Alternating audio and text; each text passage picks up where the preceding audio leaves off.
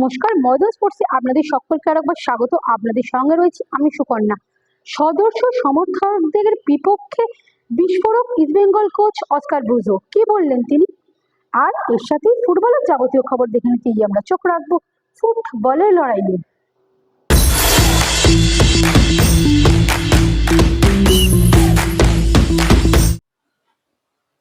ISL এ প্রথম দুটো ম্যাচে জয়, তারপর আরো দুটো ম্যাচ হয়ে গেছে, কিন্তু তাতে জয় নেই লাল হলুদ বাহিনীর। শেষ দুই ম্যাচ থেকে এসেছে মাত্র 1 পয়েন্ট। এবার তাই দুর্বল কেরল ব্লাস্টার্সের বিরুদ্ধে 3 পয়েন্ট ঘরে নিয়ে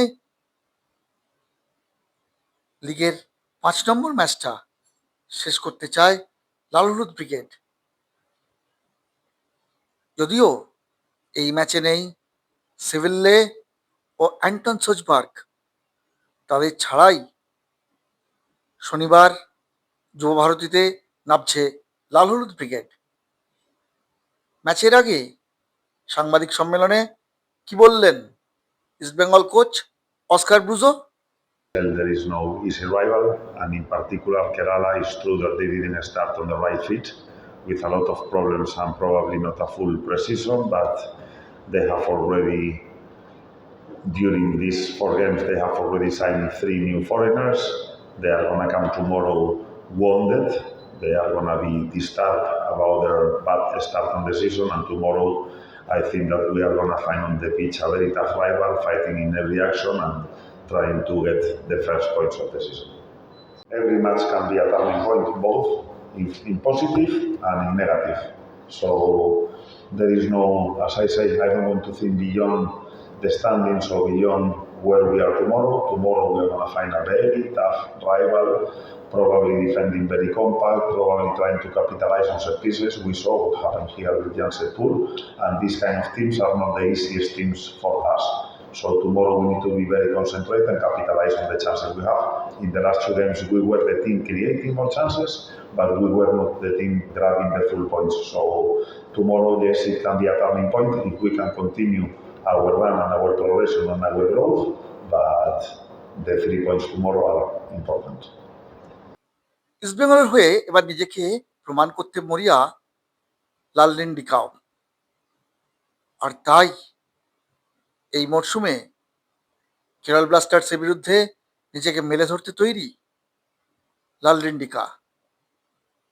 শুক্রবার সাংবাদিক বৈঠকে এসে কি বললেন লালরেন্ডিকে? Like this football, you cannot win every game. Sometimes you win, sometimes you lose. But we have great opportunity to turn things around tomorrow with all respect to our opponents. So we have campaigned with our coach. So I think if we did well, I think we can have a better result tomorrow. I had a lot of injury before I came here. But as I say, I have good support from the club. I did good rehab and everything, so that's why I'm able to come back. And now I'm where I want to be. Play for East Bengal again, come back, and as you say, as a fan favorite, I like that a lot. But I'm looking forward for more to play games and win for the club. শনিবার league টেবিলের সকলের নিচে থাকা এবং একটিও জয় না পাওয়া কেরল ব্লাস্টার্সের বিরুদ্ধে মাঠে নামছে ইস্টবেঙ্গল। বর্তমানে তারা লিগ টেবিলে 5 নম্বরে রয়েছে। শনিবারের ম্যাচে পুরো 3 পয়েন্ট ঘরে তুলে এবার আরো ওপরের দিকে ওঠাই লক্ষ্য অস্কার ব্রুজোর ছেলেদের।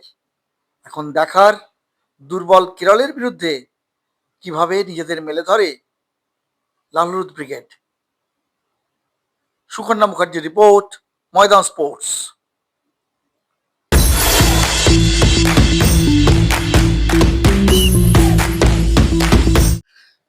শনিবার আইএসএল এ কেরল ব্লাস্টার্সের বিরুদ্ধে ম্যাচের ঠিক আগের দিন হঠাৎই অন্তর্কলহ লাল হলুদ শিবিরে।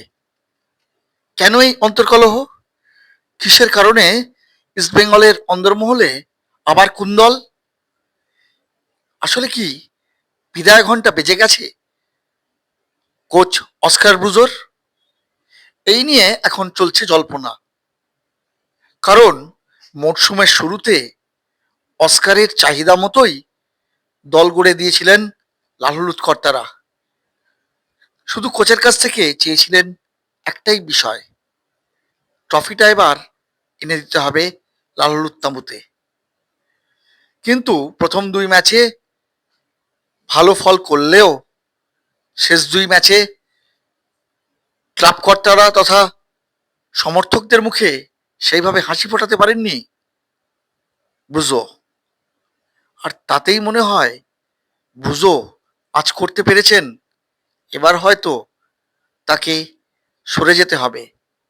তাই কেরল ব্লাস্টার্সের বিরুদ্ধে ম্যাচের ঠিক আগের দিন ক্লাবের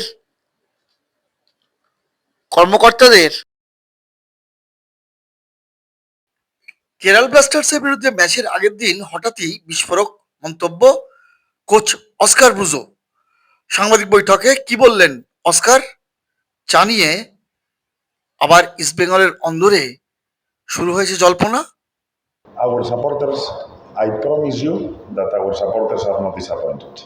I'm receiving a lot of messages. This week I was in 2 events with different fan groups, and the supporters, this is what I told you about the narrative. There is an intention to show that our supporters are deprived, are disappointed. This is all the narrative. How many coaches in the last year were being shouted? Everybody has faced this situation before me, all the colleagues. So I don't believe this narrative. Our supporters are with the team. Different thing is that there is people probably associated with the club that they don't want the progress, they don't want the growth. They were shouting on me, on the coaches, on the players, on the last games, but we know who they are. All of us, players, coaches, and people of our management. So all these people, they are just unmasked and show in their face when the things are not well. The real supporters of East Bengal, when there is a setback and when there is a promising season, they stick with the team.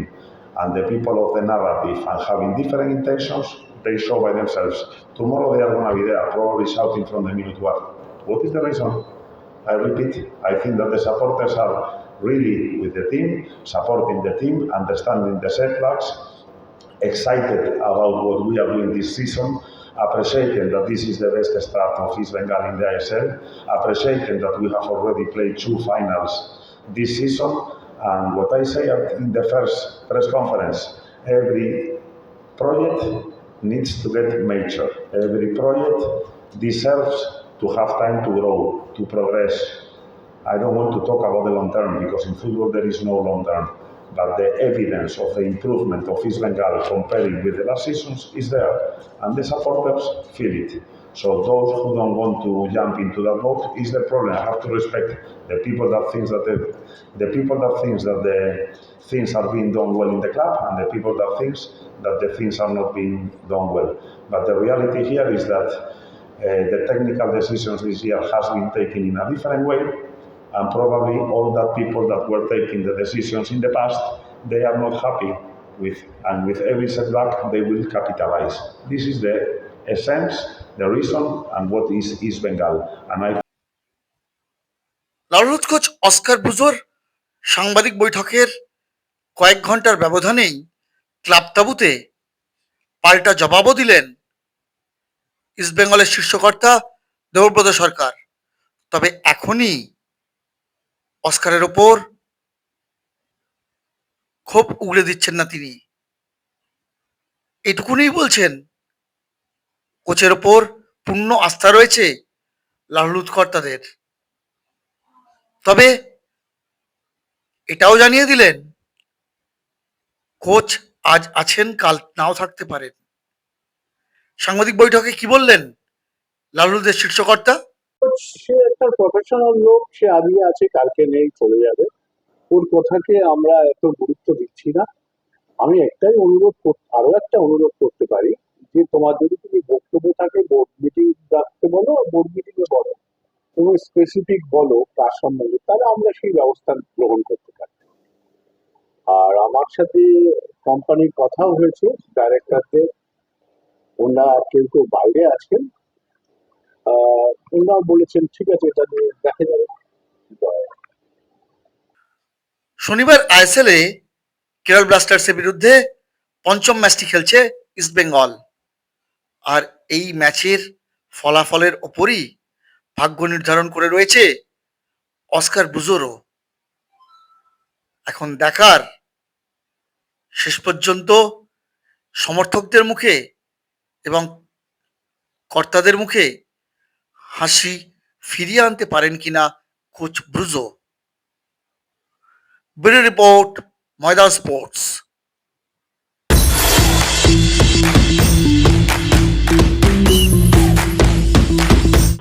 ভিডিওটা ভালো লাগলে like করুন, share করুন, আপনাদের মতামত comment করে জানান, চ্যানেলটাকে সাবস্ক্রাইব করুন এবং পাশে থাকা বেল আইকনটাকে প্রেস করে দিন। দেখা হবে আবার পরের ভিডিও।